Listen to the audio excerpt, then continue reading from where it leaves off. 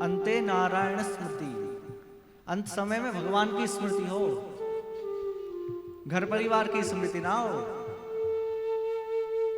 पत्नी बच्चों की स्मृति ना हो, अंत में भगवान की स्मृति हो।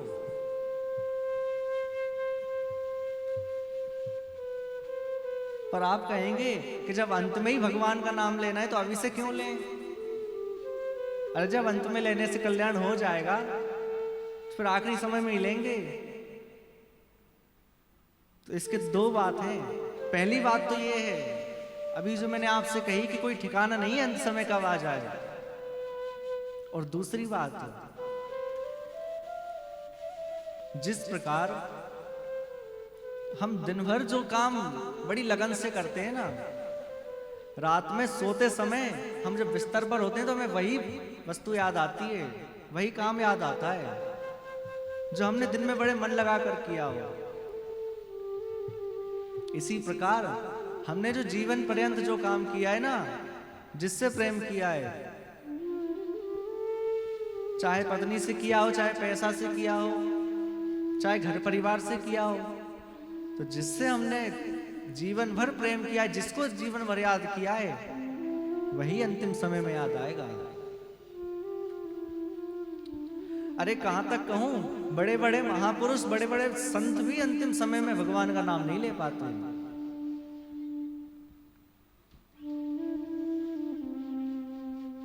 बड़े बड़े महापुरुष भी नहीं ले पाते।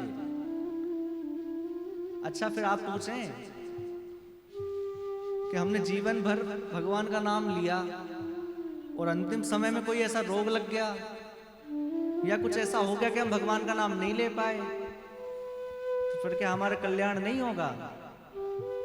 एक बात कहूं, यदि आपने जीवन भर भगवान का नाम जपा है ना, तो हो सकता है अंतिम समय में आप भूल जाएं, पर आप भूल जाएंगे, भगवान नहीं भूलेंगे। भगवान आपका नाम ले लेंगे अंतिम समय में, भगवान आपको याद कर लेंगे।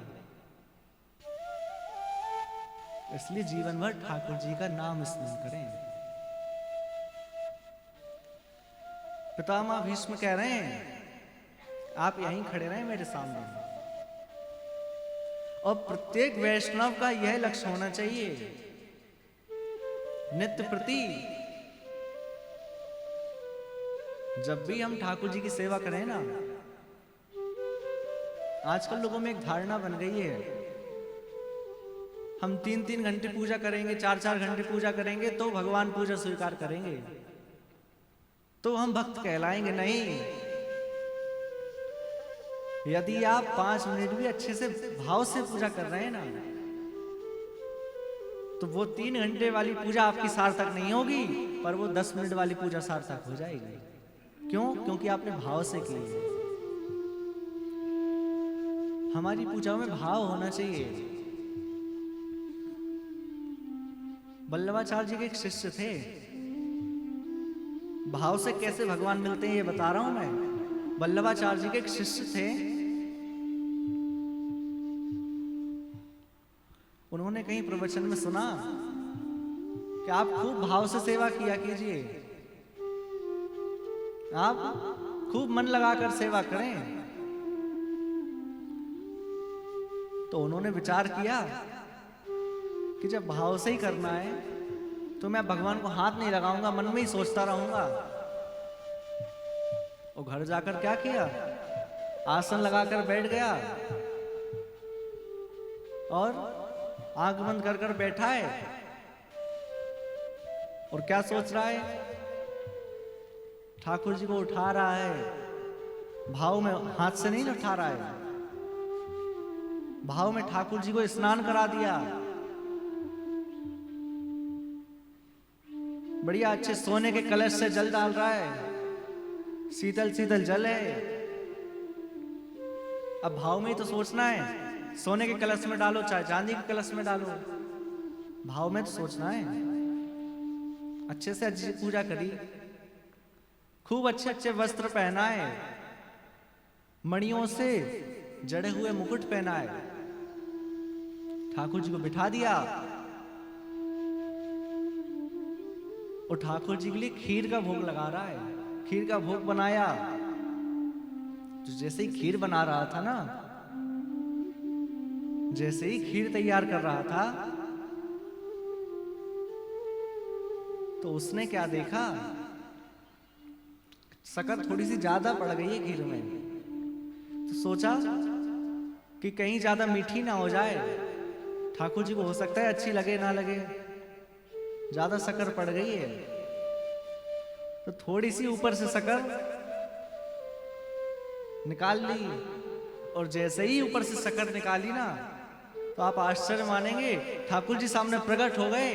और प्रकट होकर क्या कहते हैं, क्यों भैया एक बात बताओ, तुम्हारी क्या सही में शक्कर जा रही है? अरे भाव में ही तो सोच रहे हो, डल गई तो डल जाने दो। क्या कह रहे हैं?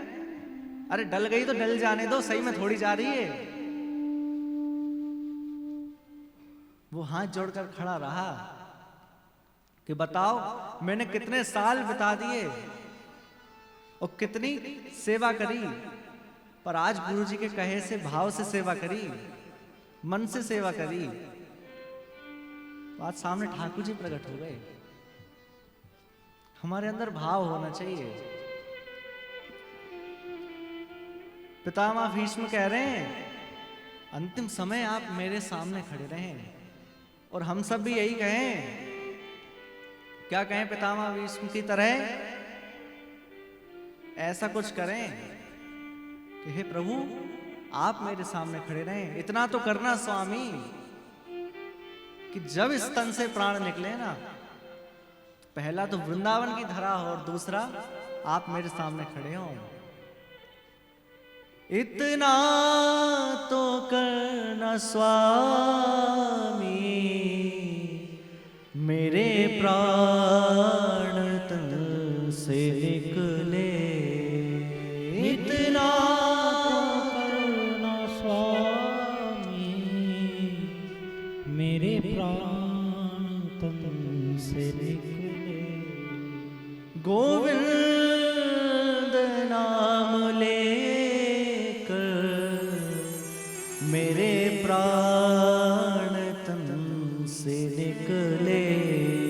गोविंद नाम लेकर मेरे प्राण तन से निकले। और क्या कहें ठाकुर जी से? पीतांबरी कसी हो, होठों पे कुछ हंसी हो। पीतांबरी कसी हो, छवि मन में वो बसी हो। ठाकुर जी से क्या कहें सेवा करते समय? और कुछ नहीं चाहिए मुझे, ना मुझे सुख संपत्ति चाहिए, ना मैं ये चाहता कि मैं हमेशा स्वस्थ बना रहूं।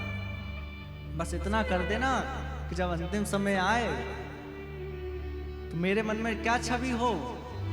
पीतांबरी कसी हो, छवि मन में ये बसी हो। पीतांबरी कसी हो, छवि मन में बसी हो। और होठों पे कुछ हंसी हो, जब प्राण तन से निकले। होठों पे कुछ हंसी हो, जब प्राण तन से निकले। इतना तो करना स्वामी, मेरे प्राण तन से निकले। इतना तो करना स्वामी, जब प्राण तन से निकले। और श्री वृंदावन का थल हो, यमुना का शिवट हो। श्री वृंदावन का स्थल, यमुना का शिवट हो। और बस ये अंतिम पंक्ति है, और यही अगर आपने मन में बिठा ली ना, कौन सी? मेरा सावरा निकट हो, जब प्राण तन से निकले, मेरा सारा निकट हो, जब प्राण तन से निकले। इतना तो करना स्वामी, मेरे प्राण तन से निकले।